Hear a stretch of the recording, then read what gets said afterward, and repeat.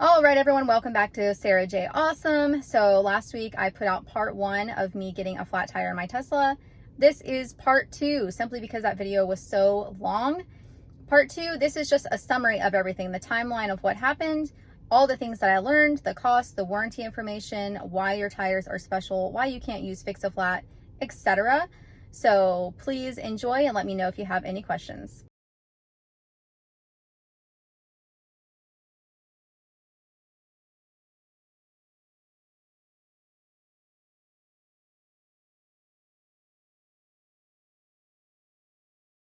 Now let me go into the timeline for this flat tire and the total cost of everything, and now what I have to do even though I got it fixed. 12:30 p.m. I got a flat and pulled over. 12:50 p.m. they said help is on the way, and 2:30 p.m. the tow truck showed up and towed me to the service center. 2:50 p.m. I arrived at the Tesla service center, and by 4:20 p.m. my car was fixed. Not only did they change the tire because they could not plug it, but they changed the tire, gave me a new one, and then they also happened to notice that I never got my trunk harness replaced, which was a recall that Tesla had. It's basically just the wiring that goes to your camera, your rear camera in the trunk.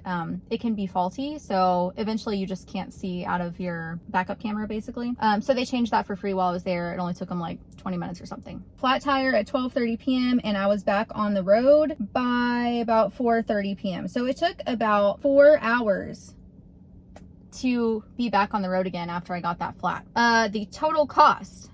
The lady, I told you in the video how much she said it'd be. It was like $121 to get it plugged, which I knew immediately by looking at it I couldn't get it plugged. She said it was going to be about $355, I think, to get the tire replaced with the same exact tire. It ended up being more than that.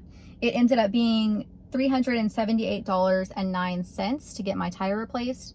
The towing was free because Tesla roadside assistance is covered under warranty for 50,000 miles or 4 years, whichever comes first. I'm already at 39,000 miles and I'm at 2 years. So another 10,000 miles within the next 12 months and I won't have that Tesla roadside assistance warranty anymore. I'm not sure if I can renew that, but I will make a video when I find out. I asked the tow truck driver and he said that if I had to pay for towing cash, it would have been about $175 to tow me 8.8 miles to the Tesla service center. So that was good to know for sure. And I also learned from the Tesla tow truck driver that he has towed quite a few Teslas before. And I'm lucky that I was able to drive my car up onto the flatbed. They always tow them that way. You drive up onto the flatbed and they tow you that way. I said, you know, what if the battery is completely dead and you can't put your car in neutral to even push it up onto the tow truck or pull it up, you know, with the straps? And he said it's very, very difficult. There's basically 2 different ways they can do it. I don't fully understand because I'm not a tow truck driver, but he said there are skates they can put underneath the wheels. They slip them under and it's kind of like having roller skates on your Tesla's wheels, and then they pull it up, you know, with the winch onto the tow truck. He said it's better if you have rear wheel drive only, which I do, because only my rear wheel tires would lock up because that's where my motor is. But if you have all wheel drive in your Tesla, you have the dual motor, all 4 wheels are going to lock up when your car is completely dead and you can't put it in neutrals. So keep in mind, if you have all-wheel drive or dual motor on your Tesla and it's totally dead and locked up and you can't put it in neutral, you need to tell the tow truck driver that when you call for towing, if that ever happens to you.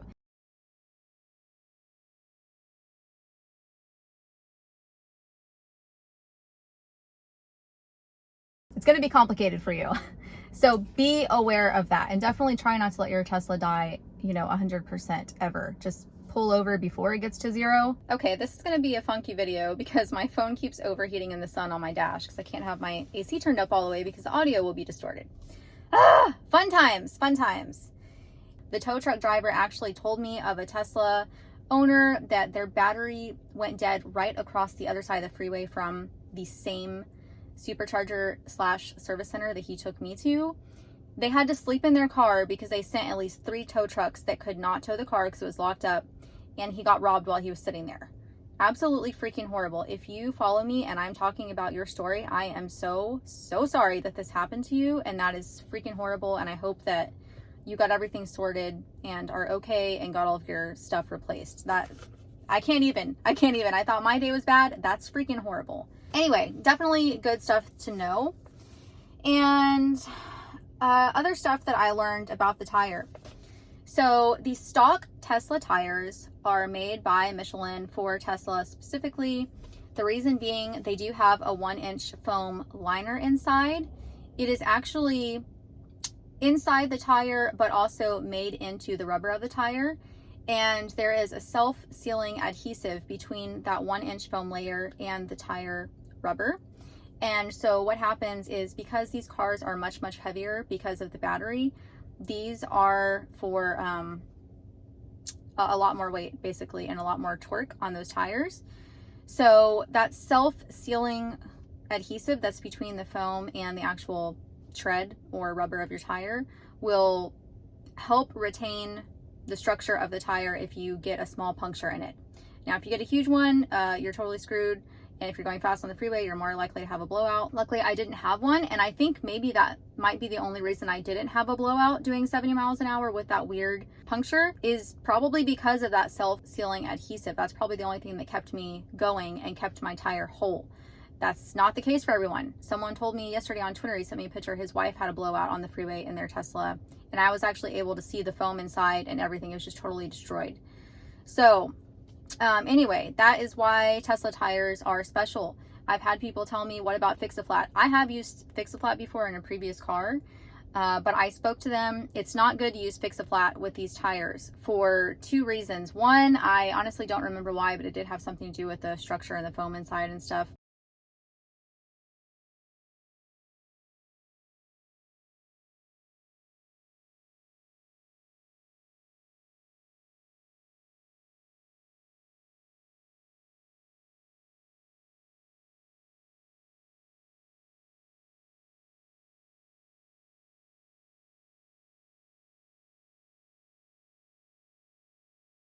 And 2, the sensor inside of the tire, it can definitely mess that up. They said do not put any kind of liquids inside of your tires on your Tesla. It can screw stuff up. So do not use Fix-A-Flat on your Tesla tires. Just get it plugged or call roadside assistance or get the tire changed, or put you know, a spare tire on there. I don't know everything about spare tires, but I know you can use them. I just don't know which one.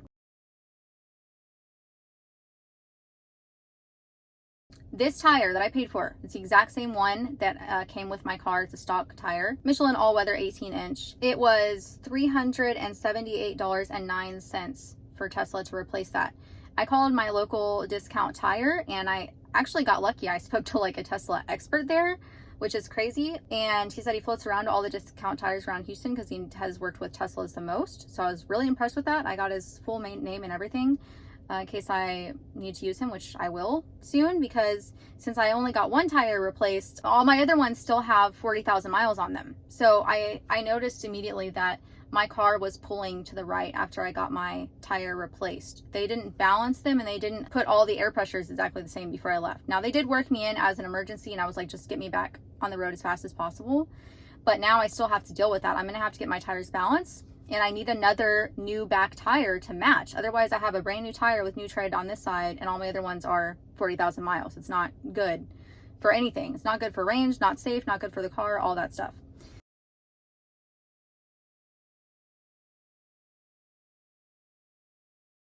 I talked to Brian at Discount Tire today, and he said for the exact same tire that Tesla put on, which he knew all about, the all-weather Michelin with the foam inside, it would be $320.20. So about $58 cheaper than Tesla for the exact same tire. That includes replacement and warranty and everything, and balancing and lifetime rotation. So that's great. I will actually still have to take my car to Discount Tire now, which I was worried about doing. When you go to Discount Tire or anywhere else, make sure you have your jack pads with you. Make sure they know how to use them. Make sure the person who's taking care of your car knows they have to jack it up in a specific spot on the car with the jack pad and not damage the battery. Otherwise, you will be screwed, battery coolant everywhere, and they won't want to pay for it, and then you're out of car. Very important information. So I will be taking my car to Discount Tire, surprisingly. I'm going to have them put a new back tire on the right side to match the one on the left. And so basically I'll have 2 new tires in the back and my 40,000 mile ones on the front. Eventually I'll have to replace those as well, but at least I'll have 2 of the same in the back, 2 of the same in the front. This total accident with a flat tire is basically costing me the amount of 2 new tires. You have to have at least 2 new ones, and so that's going to be a total of $698.29. That's getting the one from Tesla that was a little bit more expensive and the one from Discount Tire, which is a little bit cheaper, but still the exact same tire and the exact same stock tires that Tesla puts on the car when they make it. I also asked him, you know, how much would it be if you got a regular tire without the foam, but about the same one that I have now, Michelin all weather, but just no foam inside. He said it would be a little bit cheaper at $282.88, but he recommended that you do not do that. I said, is Tesla screwing us over with this foam? Is that really necessary for the structure and also to dampen the noise, which Tesla told me is another reason they have the foam in there? And he said yes, because it actually does help, even though it doesn't look like it does. There's more to it, which is that self-adhesive that I told you about. Because otherwise, if you don't have that, this car is so heavy, if you get a little nail or something and the tire is compromised, you're more likely to have a blowout. So that self-sealing stuff helps retain the structure of your tire if you do get a puncture, because these batteries are so heavy in these cars, the car is heavy, it's dangerous. So I'm like, okay, I'm gonna stick with the ones with the foam that are a little bit more expensive. I guess it does actually make a difference, and it is more important to have those with the foam. So that is very good to know as well, because you can put regular rims on these cars, you can put regular tires on them, but you do need to make sure those tires can hold the weight of this car and the torque from these motors, because you don't want to put a crappy cheap tire on these cars, okay? So that's that. And again, if I had to be towed, it would have been about $175 more. But, you know, if I had been towed to Discount Tire, then I could have got 2 cheaper tires, so it would kind of offset the price a little bit.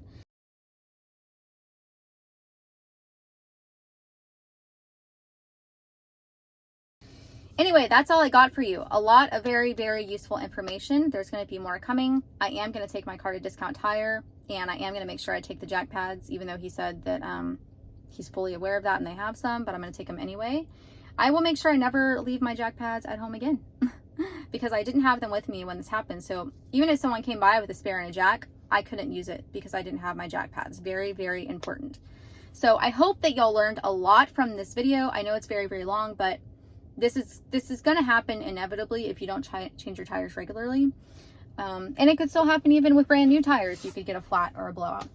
Keep a lookout for all the things I learned when I got towed, because I did ask the Tesla Service Center guy a lot of random questions, like, when is the Cybertruck freaking coming, because I reserved one and I want it now.